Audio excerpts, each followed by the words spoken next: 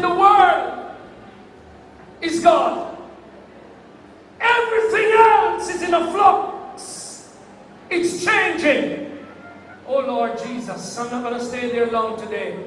Church of God, everything else in the world, even science, has changed. Only God remains the same. The world is still changing. Brother Dave, they want to mash up cockpit country. A Trelawney we come from, and we now make them mash up. And tell Prince Andrew don't touch it.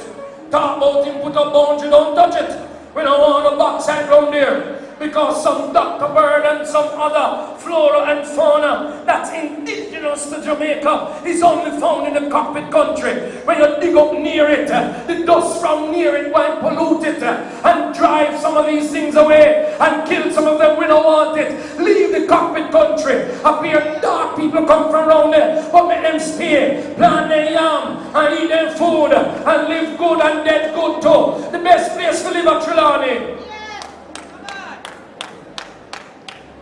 Oh, you have a person? Yeah, you have St. Elizabeth and Clarence. In a cockpit country. I first know that we think of the Trelawney alone. St. Anne. Whoa, Trelawney. St. Elizabeth. Huh? In a cockpit country. We never know that. And Peace of Manchester. Also. Jesus. Don't touch it. But church, remember His commandments. He has commanded us, and His commandments has not changed. The church wants God's commandments to change, and not change. I gotta give you one. In righteousness and holiness, all the days of our life. I gotta give you one more. Love thy neighbor. If it's good for you, it's good for me too. Oh Lord Jesus. And don't give me what you don't want. Give me what you want. I gotta go, Church of God. Don't give me your refuse. Give me something that means something to you.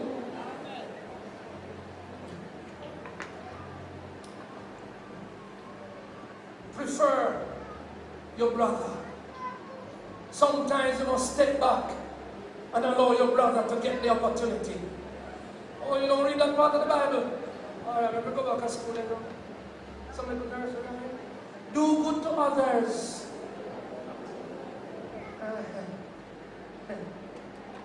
Straight out of the commandments of Jesus Christ. We want to remember them. But can I give you one, Church of God, that is important? Love the Lord thy God with all thine heart, with all thy might, with all thy mind. Love the Lord thy God with all your soul. Love the Lord your God above and beyond everything. Peter, lovest thou me more than these, my child? And the old time preacher would say, coming home. That means in soon done now. Commandment number 1. Love the Lord thy God. I'm done.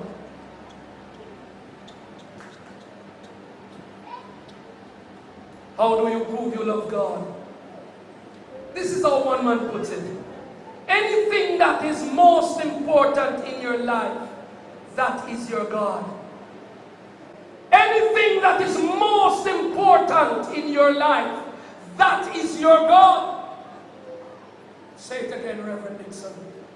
Anything that is most important in your life, that is your God. I'm in trouble now. I'm in trouble now. I'm in trouble now, Church of God. Well, tell Sister Dix when you see her. You are not the most important in Pastor Dixon's life. The last time he spoke about you, you came second. Because number 1 is God.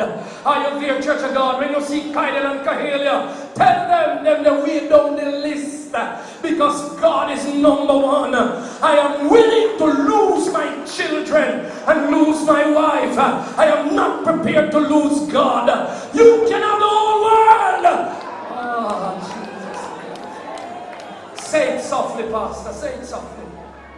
Tell Sister Dixon, you're not the most important in my life. You're not. Tell my children, you're not the most important in my life. You are not. Tell my co-workers, you're not the most important in my life. You're not. Number one in my life is God. So, Church of God, because that is so, God is non-negotiable. Don't ask me to negotiate with you my time with God. I must give to my God what belongs to my God. And the last time I checked, my time belongs to God. I must give Him my worship because He is my God. Anything that you put on a pedestal that means the most to you is the thing that you're going to worship. I don't bow down to Sister Dixon. I don't bow down to my children. I don't bow down to inanimate things. I bow down only to one man. His name is Yahweh. In the name of Jesus, church, He is the Lord God of my salvation. When I got saved, there was no Sister Dixon, and there were no Kylie nor Kahelia. When I got saved, I had no job. I had nothing to speak of. But now that I'm saved, all that I am, and all that I'll ever be, I owe it all. Remember not to forget the commandments of God. How much do you love Jesus today, Old Harbor? I can't give you the rest out of my heart. I saw the whole time preaching out of their heart. No paper. Why they good? I love them to the ground they walk upon. God bless them. Some like a piece of paper. You can see what they write down and nothing.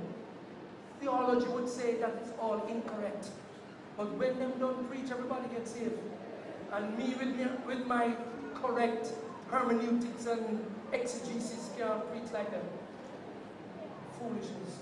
They used to spend time in prayer and in fasting and in consecration before God. Can I close, Church of God, by asking you this question? How much do you really love Jesus? So He said to Peter, Peter, lovest thou me more than inanimate objects, material things, things that you will come into after I am risen from the dead and ascended into heaven and begin to open up the wells of eternity and pour you out things that you never even prayed for. Peter, how much do you love me? Pay attention, church. He said, Lord, I love you more than all of these. He said, feed my sheep. Translation. If you love me, Peter, work in the vineyard. If you love me, Peter, tell people about me. If you love me, Peter, help somebody to serve me right. If you love me, Peter, lift up the weak. Give hope to the hopeless. Feed my sheep. The only thing we're about then is Jesus Christ. Because we love Him more than all of these. Then Jesus says, any man who loves me shall have life and have it more abundantly. I'm done now. I am done now, says the old time preacher. And he mean it, you know. So he closed the hymn book, and he closed the sankey, and he closed everything. And he put them on one another.